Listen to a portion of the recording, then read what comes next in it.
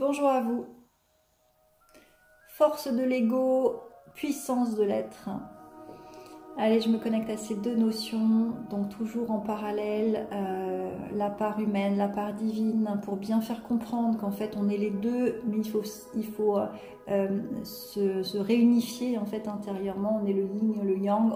C'est important de déployer nos deux énergies et de nous réunifier chacun. C'est ce qui se passera dans le collectif quand on aura réussi un maximum à se réunifier intérieurement. Donc cette notion force de l'ego, puissance de l'être, la force de l'ego, bon, ça dit ce que ça dit, c'est l'ego qui s'est renforcé pour pouvoir supporter ce qu'il a supporté dans l'enfance en général. Donc il va créer une carapace qui va faire qu'il va pouvoir fonctionner, tenir bon pour avancer dans sa vie. Sauf que ça maintient dans quelque chose de tendu, de serré, et ça va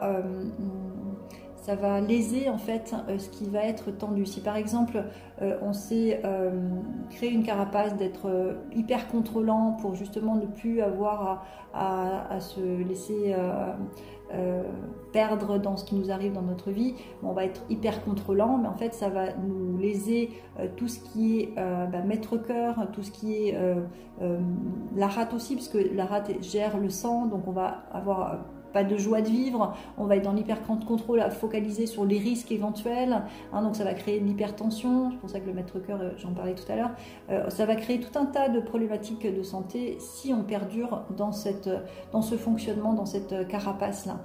Le but, ça va être justement d'enlever cette carapace pour ouvrir son cœur, oser à nouveau ouvrir son cœur et faire ce qui nous rend heureux.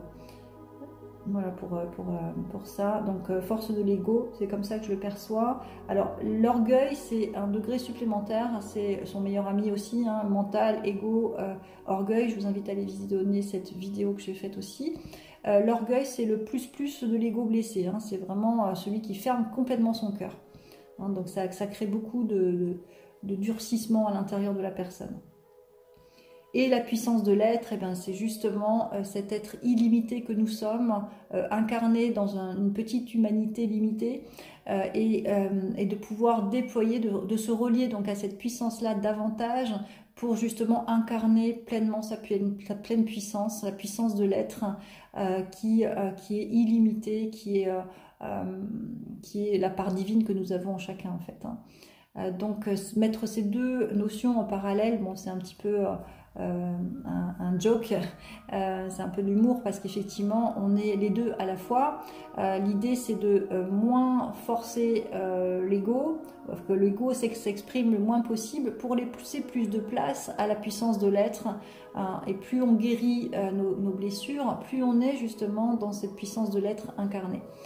Donc c'est justement fusionner les deux énergies, les deux fonctionnements, pour diminuer l'un, pour le laisser en fait à sa place, parce que souvent l'ego va se faire grandir, pourquoi pas écraser les autres pour se sentir plus grand même, et c'est pas être fort ça, on n'est pas fort quand on écrase les autres, au contraire, c'est une carapace qui fait que comme je me sens faible, je vais me renforcer au niveau de mon ego, mais c'est pas comme ça que ça marche, c'est pas ce qui est attendu en fait. L'idée c'est au contraire de guérir ses propres blessures qui ont été dans l'enfance, pour justement lâcher prise par rapport à ce passé, pour ensuite ouvrir son cœur et autoriser à la lumière de s'incarner pleinement. Et ça c'est vraiment de la puissance, et ça demande effectivement des guérisons, ça demande un cheminement pour justement reconnaître sa puissance de l'être. Voilà, mais c'est pour nous tous le chemin à faire. Voilà sur cette notion, bien à vous.